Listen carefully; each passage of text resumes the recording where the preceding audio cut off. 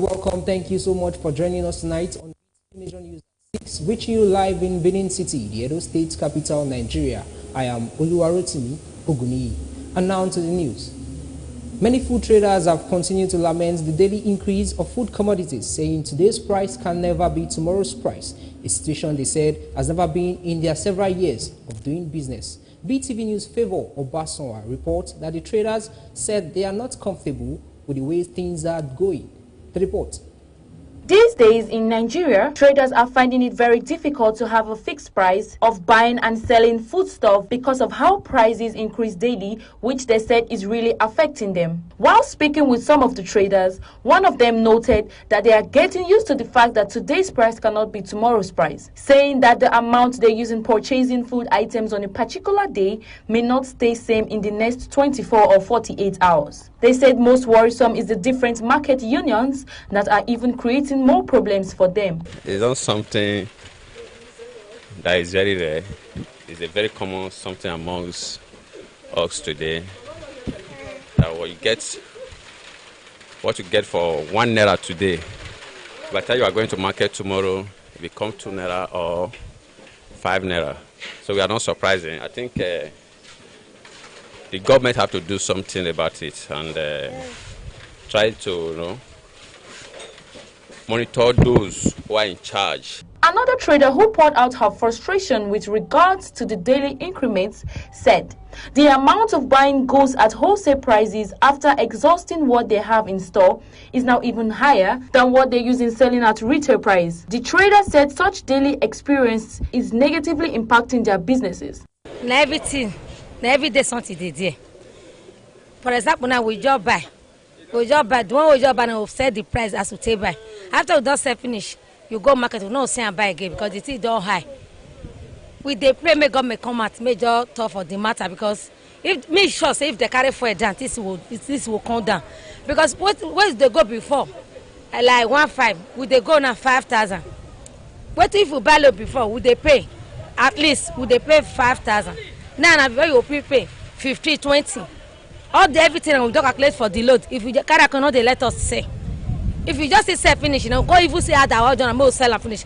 Well, if you just sell carry the money go market, not the rich way to buy again. The thing they high every day. Another who took the same stand said the increase of prices of food items may attribute to increase in the pump price of petrol and diesel, which also boils down to the cost of transportation. She said if the issue of fuel pump prices looked into, then market price will also reduce. No, we don't know. Fuel too dear now. Fuel too dear expensive now. That's why. They are calling on the government to again look at the plight of Nigerians. Favor Obaswan reporting for BeeTv News.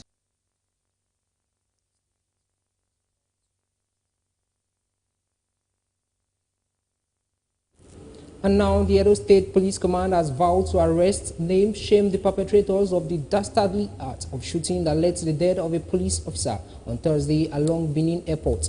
The State Police Commissioner Funsho Adegboye stated this during a briefing with newsmen after the unfortunate incident on Thursday. The report. CP Funsho Adegboye said it was important to inform the law-abiding citizens of Edo State and the general public of the shooting incident that occurred along Airport Road, Benin City on the 18th July 2024 at about 1300 hours by hoodlums suspected to be political thugs. It was said that on the aforementioned date and time, Right Honorable Philip Shaibu and Senator Mondo Bewilo arrived at Benin Airport from the Federal Capital Territory Abuja, where their supporters rallied round to welcome them, and suddenly some hoodlums suspected to be political thugs emerged from nowhere with guns and other dangerous weapons and started shooting sporadically. He said in the process, bullets hit a police inspector, Inspector Onu Ako, personnel of number 45 Police Mobile Force Abuja, attached to Senator Mondo Bewilo. The police inspector gave up the ghost on the way to the hospital for treatment and his body deposited at the military hospital in Benin City. The Commissioner of Police at Edo State, CP Funsho Adegboye, on behalf of the Inspector General of Police, IGP Kayode Egbetokun, and the officers and men of the Nigeria Police Force, commiserated with the wife, children, family, and friends of Inspector Onuako for the loss of the gallant fallen hero, and pray that God will grant him eternal rest. Amen. Nobody gave me any intelligence about any incident to happen. I was at the airport to see things myself with my men and to ensure that there was no breakdown another. And there was no single incident at the airport. I repeat, no single incident within the premises of the airport. People were jubilating, dancing, singing, until after the airport premises. It's a pity we lost the gallant inspector. We are the most bereaved. We, it's our family member, it's our officers, one of the best officers we have, and it's unfortunate, and we pray that the Lord God Almighty will grant a soul eternal rest. The CP used the opportunity to appeal through the general public to remain calm, continue to be law-abiding citizens, and go about their lawful businesses, that the police and other sister security agencies are in firm control of the security situations in the state. It therefore warns criminals and incogitant element in the state to desist from any act capable of breaking down the law and order or undermining the inviolable sanity of the peace in the state. I want to appeal to all our gladiators, political actors. If we play the game according to the rules, the ugly incident will not have happened. This time around, I'm talking to our political gladiators. Elections is still somewhat far away, on the 21st of September. And if at this level, this tension is generated, it's unfortunate, and we don't want such thing to continue. And that is why I'm happy that you are here today again. Educate our people. People should know their rights, what to do and not to do, so that the police should not be dragged. We are not supposed to be dragged into any unnecessary controversy. The CP reiterated the command's inexhaustible commitment in protecting the lives and property of law-abiding citizens of Edo State and the general public. He, however, vows to arrest, name, shame, and bring to book the perpetrators of the dastardly act. Esoe Osemege, reporting for BeeTv News.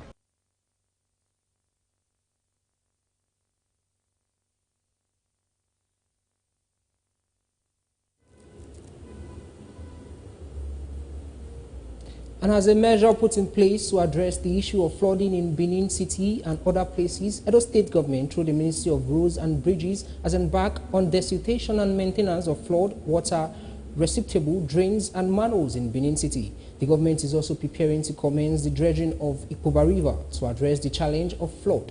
The report.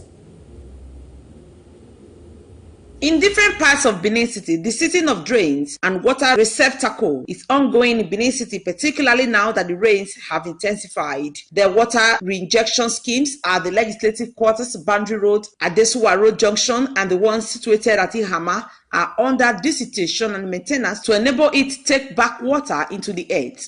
Worried about the flood challenge in Edo State government, through the Ministry of Roads and Bridges, mobilized workers to clear the drains to address the erosion and flooding menace in the state. Some residents in Benin City who attested to the fact that the history of flooding in Benin did not start with the Obaseki's administration applauded the state government's initiative in desilting the drain, saying it was timely. If rain falls, if it rains, everywhere will be filled up with water. The water will be from the gutter down to the middle of the road. And if vehicle just move, the water will just splash enter inside our store. So the good work what they do, we like it, because I believe now water no go enter. The water go dey flow, they go where it's supposed to go. We thank them for the good work that they are doing. I want to pray they should continue the good work. They should continue the good work, because this gutter is very deep. They should pack it down to the deep, the down of the gutter, so that if it rains, no go enter inside our store. Well, before this evacuation, I see that things were very rough. And as it is now, they are maintaining it. The Ministry of Road And we believe that what they are doing is very good. If they can continue like doing it, I believe the environment will be clean. I think you understand. And the residents that are also living around the area, they should always take precaution not to be destroying what the ministry are doing. I thank God for this governor, Obaseki. We don't do well because everywhere in the open water, where water go overflow, go slow, no go day. This year, Obaseki they try no go small.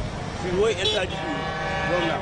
So we don't pray Obaseki. I just go any person who wants food, may put up like we know the work fine. With the rain, the fall, but we are not nature. We can't beat nature. We can't tell rain not to fall. But we are doing all we can do to start the situation of erosion in this vicinity. Presently now, we are currently working at the legislator's quarters. Like you can see, we are trying to receive in the cells there now, in the cell drain. We have a lot of cells down there. That's where the national water goes into the ground, back to earth. The water receptacles that is being maintained now are bodies which are built up by man-made or natural that are made to accommodate flood water through channels such as drains and culverts to avoid erosion and incessant flooding. At the moment, work is ongoing and some are yet to commence due to the continual rainfall on the maintenance and rehabilitation of the flood water reinjection scheme at Boundary Road, the legislative quarters, and the military base at Ihama Road. Best Orator reporting for BeeTv News.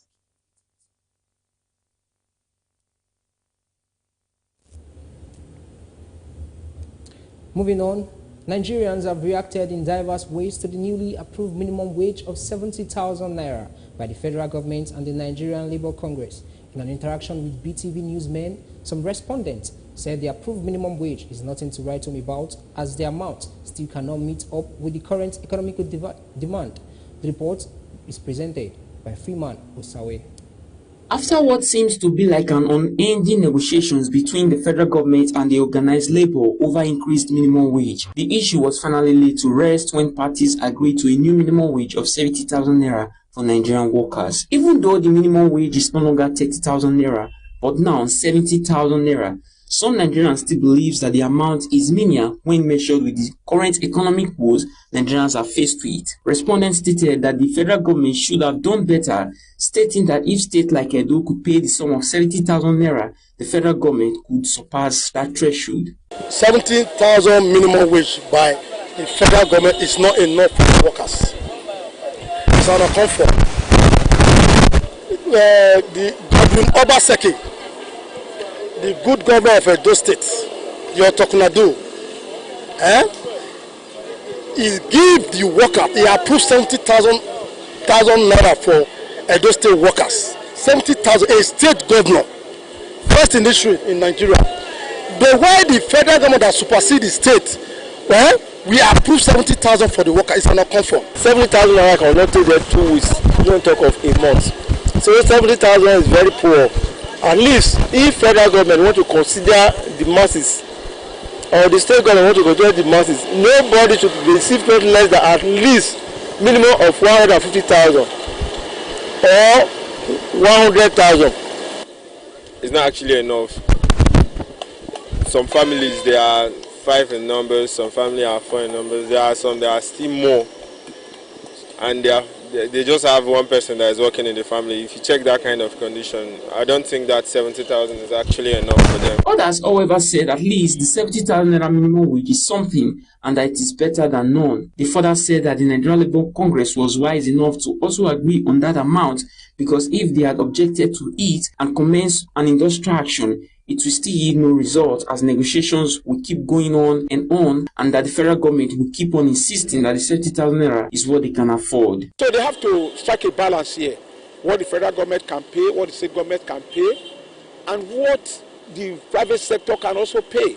I believe all these things we are taking into consideration before NLC now submitted, or threw the towel that okay, let it be 70,000. I do not think betrayal came here. So we want to say, federal government, thank you for the approval of this minimum wage. The new minimum wage has been approved, and it's also the hope of Nigerian workers that it will be implemented and subsequently reviewed. Freeman Osawe reporting for BeeTv News.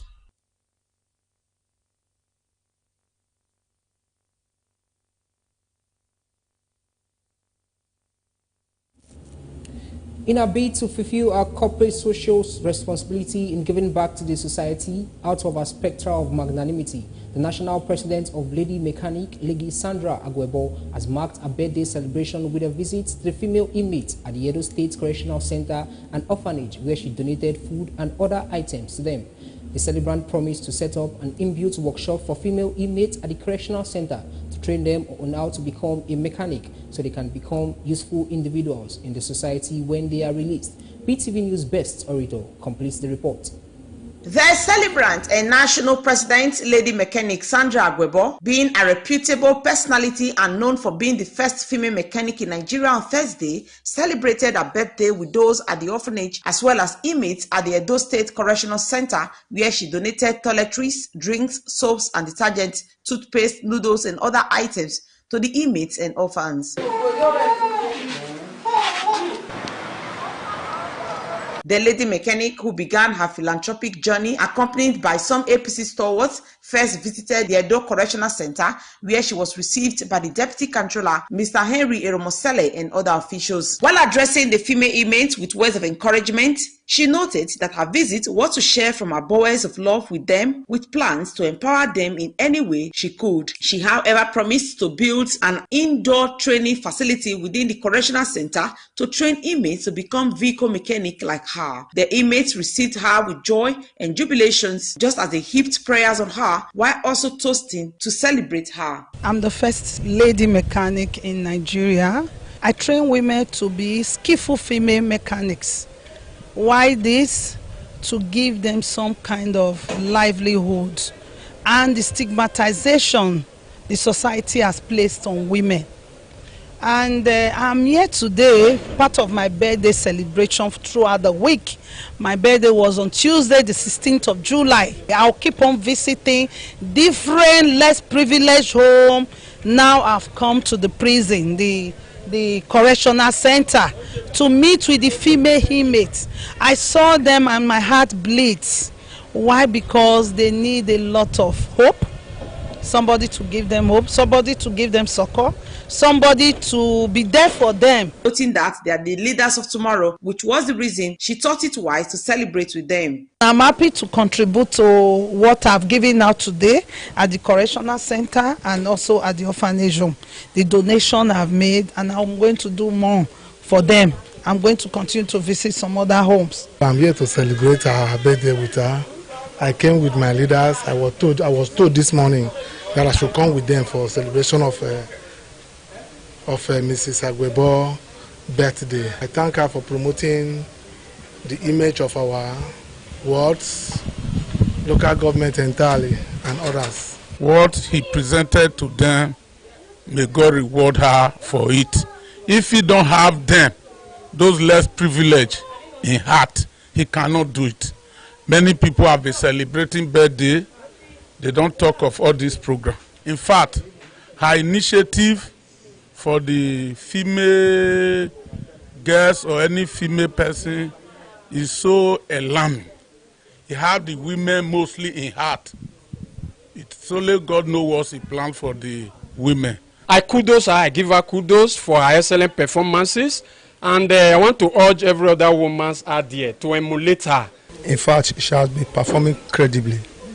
Since I knew her, in fact, she has been doing credibly. Comrade Sandra Agwebo MFRO, Deputy Director of Artisans for the Edo Governorship Campaign Council, National President, Lady Mechanic Association of Nigeria, National Woman Leader, Amalgamated Union of Motor Mechanics and Technicians of Nigeria, National Vice President, Nigerian Skills Sector Council, has empowered many girls and women mechanics across Nigeria, including her local government, Orioma, who won their federal constituency, and promised to do more for humanity. Best Orator reporting for BeeTv News.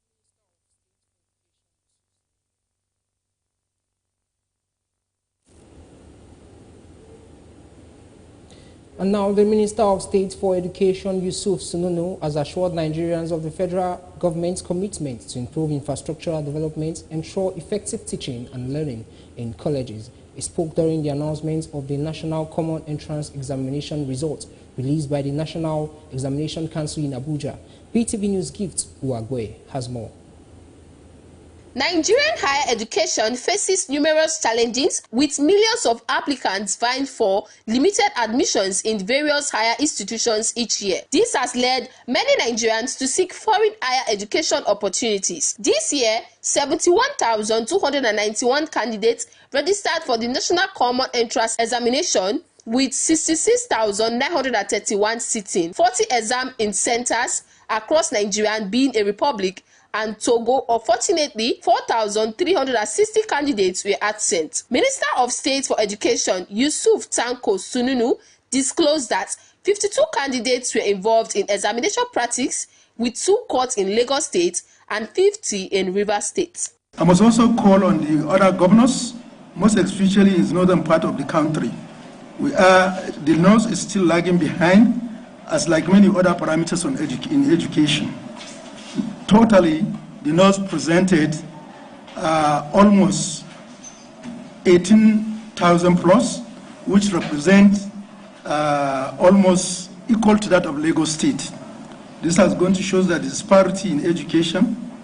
The minister also explained the criteria for admissions into federal unity colleges. You have also the highest mark, and then the institutions. This based on the scores, we have now go who has the highest mark, so that we give equal chances to this. And that's why if you look at it, there are first, second, third, and even first choice. If you cannot secure in the first place, because of the higher competition of that school, and many candidates also have highest result compared to yours, will now move down to second choice, third choice. Commending Lagos State for presenting the highest number of students during exams, and Zamfara State for improving its student numbers. Gifts Uwagbo reporting for BeeTv News. Moving on, the governor of Imo State, Hope Uzodinma, has called for rekindling of patriotic zeal in Nigerians. Governor Uzodinma made a call while delivering a key lecture at the annual public lecture of the Hirobao Tennis Club in Lagos. BeeTv News Gifts Uwagboe again has the report.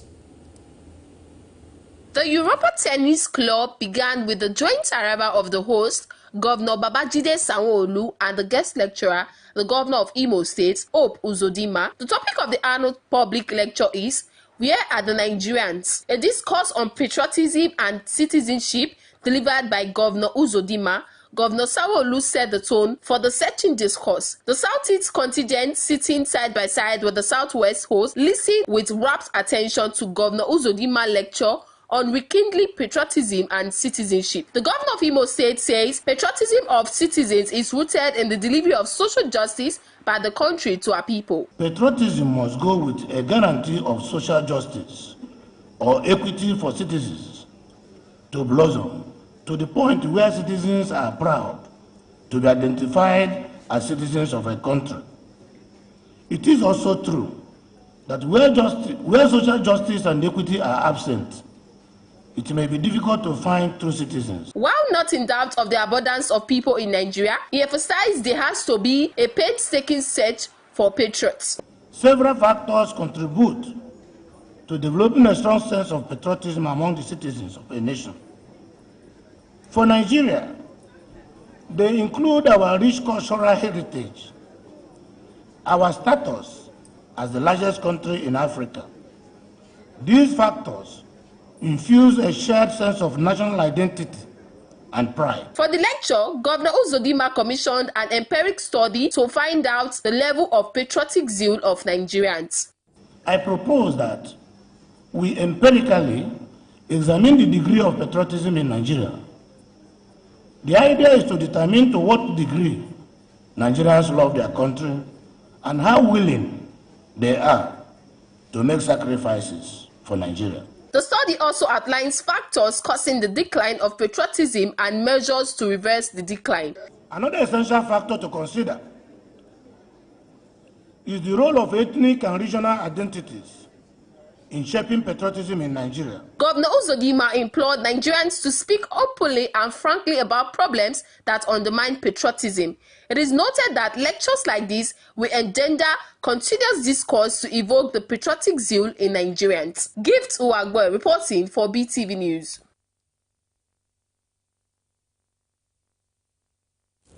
Moving on, The governor of Abia State, Alex Oti, says his administration is committed to partnering with serious-minded firms towards achieving a digital and technology-driven economy for the state.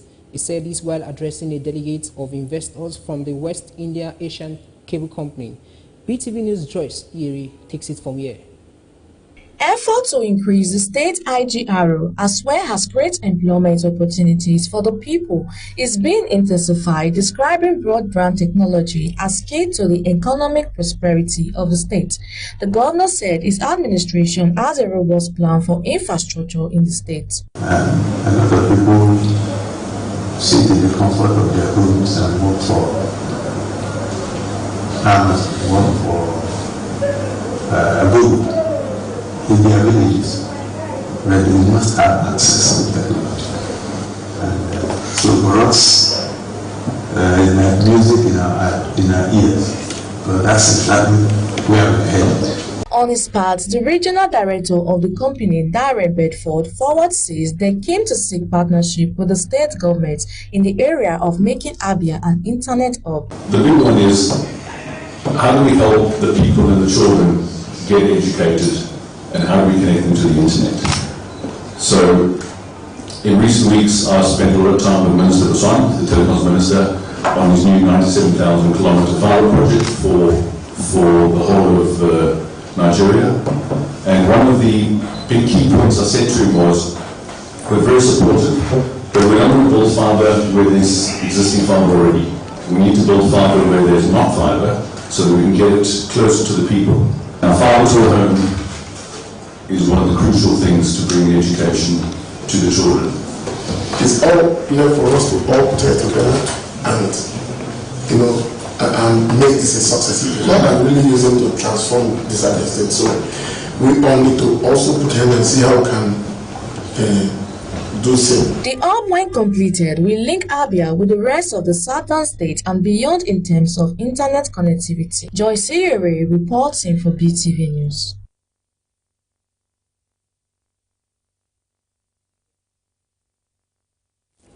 And now the Ogun State Police Command has organized a day seminar for hunters and the states to build their support as anti-kidnapping agents. The event held at Power Hall in Lewaro at Abeokuta provided the hunter the opportunity to learn basic tips on how to alert the police when something happens. Joyce Iyere tells us more. Hunters know the terrain and are conversant with movement in the forest with the rising rate of kidnapping, ritual killings, and insurgents. The State Police Command has organized a day seminar for hunters to further strengthen them with necessary information and tips on how to work as supporting agents in the forest. While speaking during the program, the Commissioner of Police, who was represented at the program, appreciated the support of the local hunters, especially during the search and rescue operations, and called for more collaboration. He explained the reason why the seminar is essential and urged them to take advantage of it to build their strength as partners in progress. You want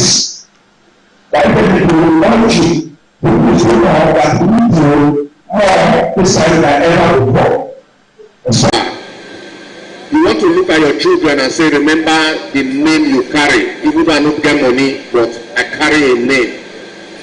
Don't allow yourself to be used as an example to your children, say your father, now they collaborate with kidnappers for the community. The hunters, going into the forest to, to do their trade, they could also be a vital tool, for giving feedback back to the police. The hunters appreciate the police for the seminar and promise to continue to be agents of positive change. You kidnap our you just leave everything, kidnap our people, nobody will help. That's why we stand our own to make sure that the hunter are very we are living the villages. The one-day seminar focuses on how to tackle kidnapping through community police. Joyce Iyere reporting for BeeTv News.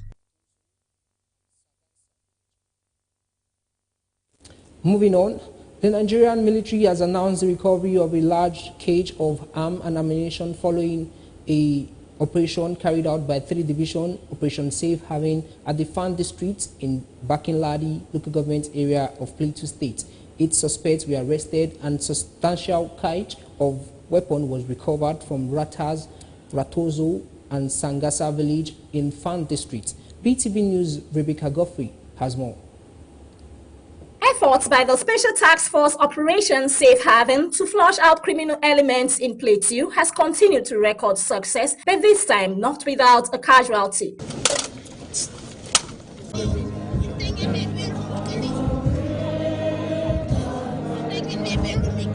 The recent successful operation to map out illegal arms and ammunition in the state has claimed the life of an assistant superintendent of immigration, Christopher Luka Agwon, who paid the supreme sacrifice in his service to his country. A tactical team of 3 Division and Operations Safe Haven, while conducting operations to recover arms from a gun runner's hideout at Sangasa village in Fan district, was attacked in the early hours of 10th July 2024.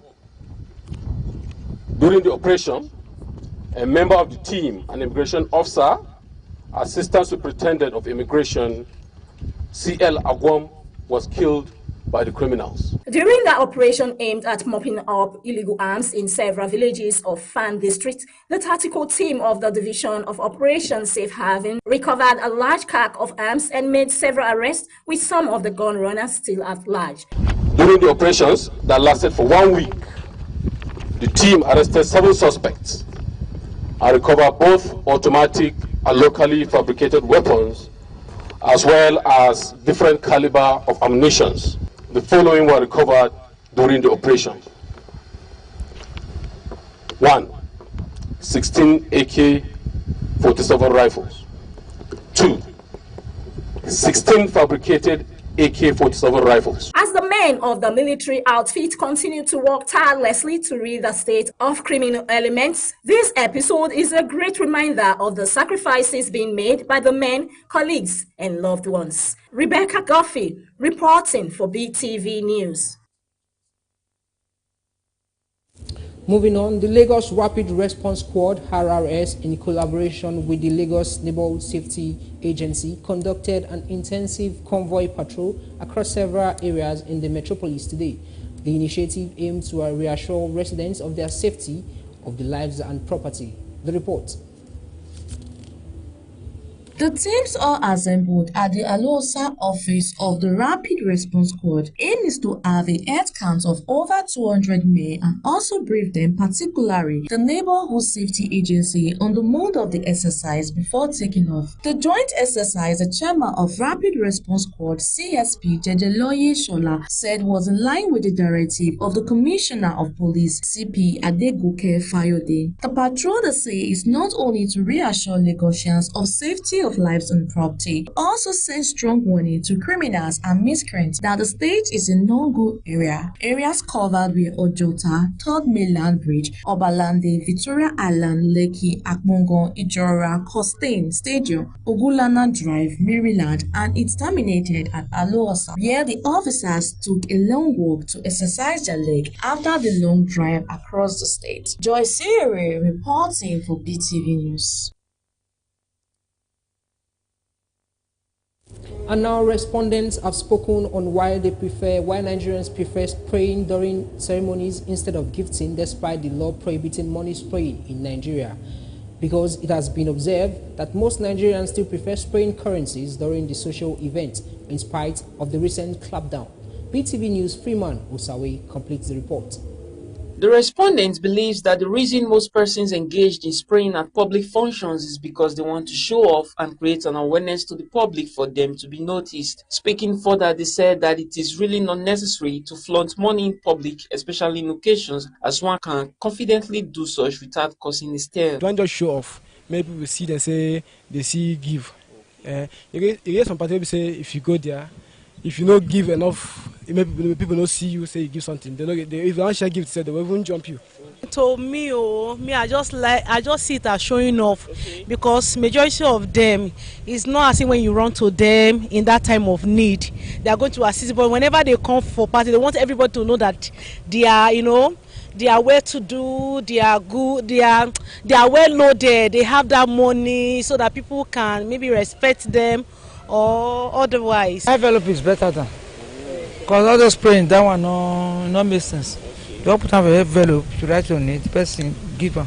It's better than... Others, however, said it is part of the African culture as it is necessary done in most part of the country, stating that there is no crime to such because it is fun and also bring the uniqueness of the way the African tradition is seen. For me, just go give the person than to spray, because some people like to show awareness.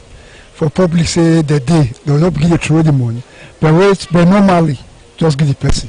We have our own norms, we have our own culture that spray money, or we have had the government that law they should put a stop to it. Money spraying at public functions might continue because a lot of persons are used to the trend, which they believe is a way of life, even though it is against the law of the country. Freeman Usawa reporting for BeeTv News.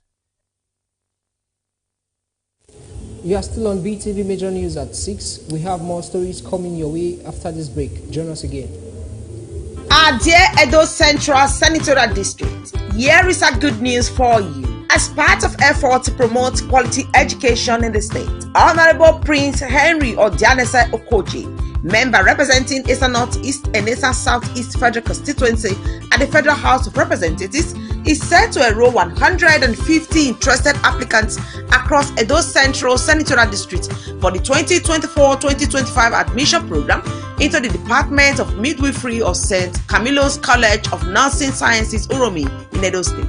Interested persons are to ensure that they meet up with the needed requirements of the school. Mode of application. All interested applicants are to submit letter of interest addressed to the office of Honorable Prince Henry Odianese Okoji. All letters are to be sent through the various local government committee heads. Kindly note that all applicants are to submit a letter of interest on or before 23rd of July 2024 from the date of this announcement. Applicants are to contact the following phone numbers: 0805 170-3062 for Eastern Northeast, 0803 66-73127 for Eastern Southeast, 0803 234 1071 Igweben Local Government, 0803 425 1098 for Eastern West Local Government Area, and 0803 495 1556 for Eastern Central Local Government Area. This is indeed a fine opportunity. Don't miss it. Signed, Planning Committee.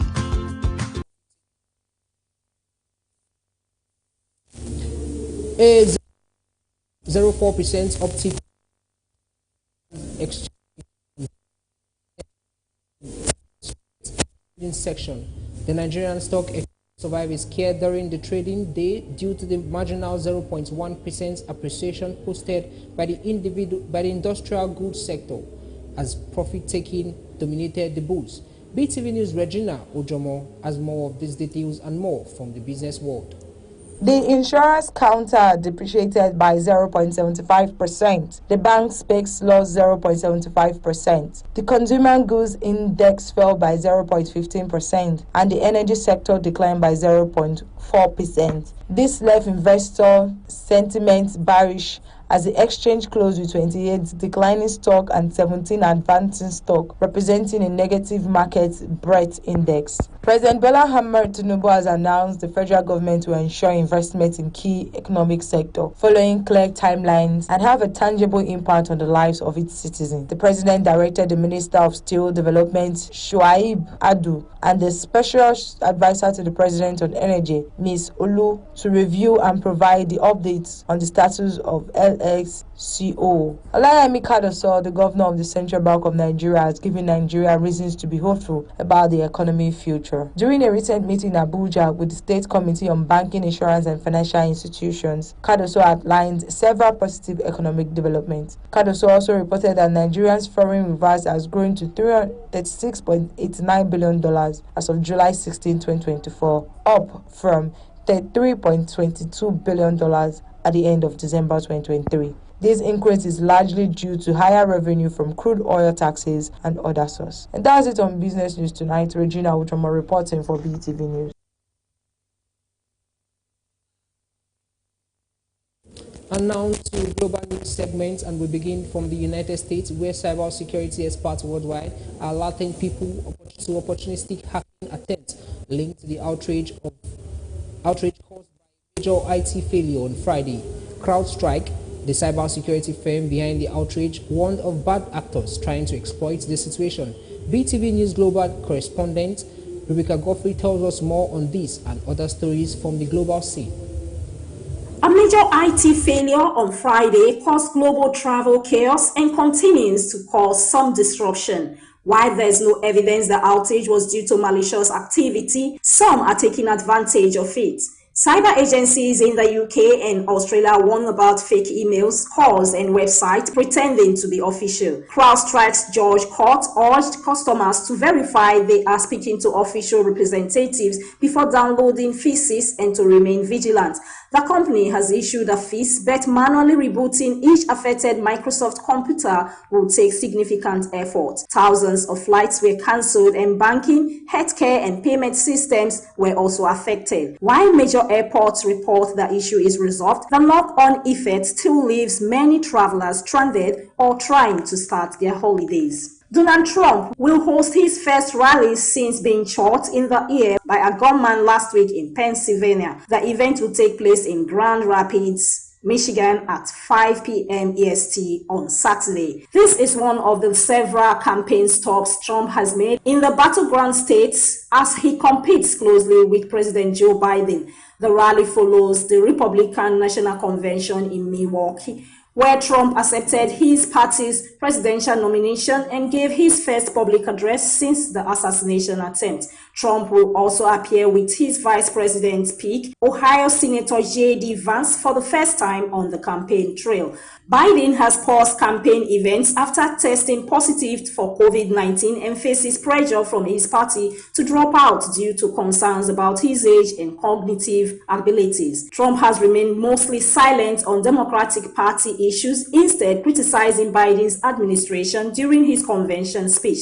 In his address, Trump discussed deporting migrants and inflation rates and recounted the July 13 attack that nearly killed him. Sandra Hemi, who spent 43 years in prison for a murder she didn't commit, has been released after her conviction was overturned. Hemi, 20 at the time of the 1980 murder, was found guilty based on a confession made while being interrogated under the influence of heavy sedation while involuntarily committed to a psychiatric hospital. Now 64, her wrongful conviction is the longest known for a woman in U.S. history, according to her representatives. Her legal team at the Innocent Project expressed gratitude for her release and vowed to continue fighting to clear her name. Circuit Court Judge Ryan Hosman overturned her conviction on June 14, citing new evidence of her innocence that was not presented during her trial. The review found that police ignored evidence pointing to Michael Holman, a former officer who later went to prison for another crime and died in 2015. Holman's truck was seen near the crime scene. His alibi was uncorroborated,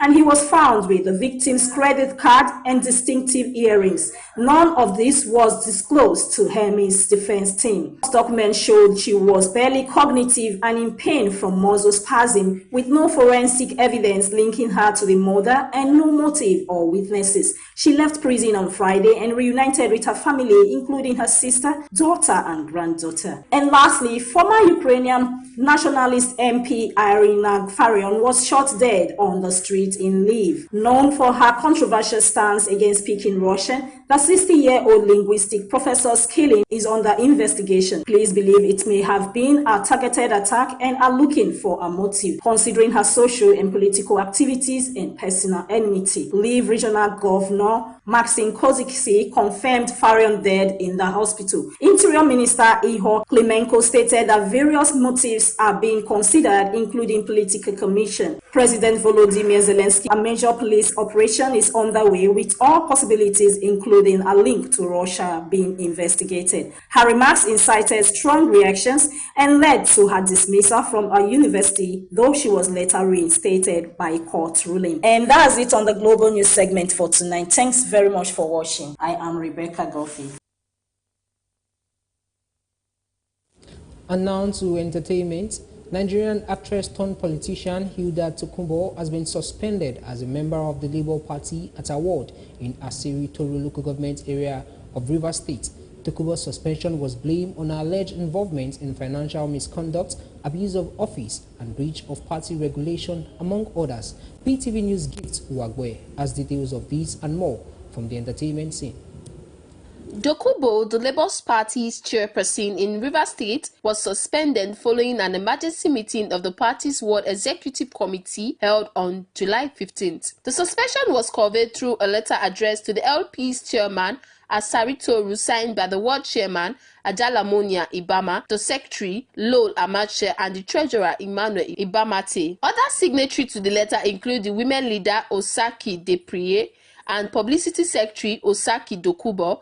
The World Executive said the decision followed a thorough investigation into the allegations against the 54-year-old actress. The thespian made her Nollywood debut during her youth service in 1992 film titled Evil Passion and has featured in several other films including Gone Forever, End of the Wicked, and Goodwill. She also won the Best Actress in a Supporting Role and Best Actress in a Comedy categories at the 11th African Movie Academy Awards, AMA. Nigeria Afrofusion superstar Burna Boy delivered a show-stopping performance at a recent event in Switzerland. Videos circulating online captured the electrifying atmosphere with fans dancing and singing along to Burna Boy's hit track. The Grammy Award winner is renowned for his captivating stage presence and infectious energy, and this Switzerland performance appears to be no exception. Burna Boy, whose real name is Damini Ogulu, has also been on a tear lately, selling out stadiums worldwide and collaborating with a range of international artists. Lastly, on entertainment, global pop star Rihanna has announced that her fashion brand Fenty Beauty is a premium partner of the 2024 Olympic and Paralympic Games. The billionaire singer announced this on social media. The 2024 Olympic Games will hold in the city of Paris, France from Friday, 26 July 2024 to Sunday, 11th August 2024. Canadian singer Celine Dion is scheduled to perform at the opening ceremony. The Paralympic Games will be held from Wednesday, 28 August 2024 to Sunday, 8 September 2024. That is on Entertainment News Tonight. Gifts Uwagwe reporting for BeeTv News.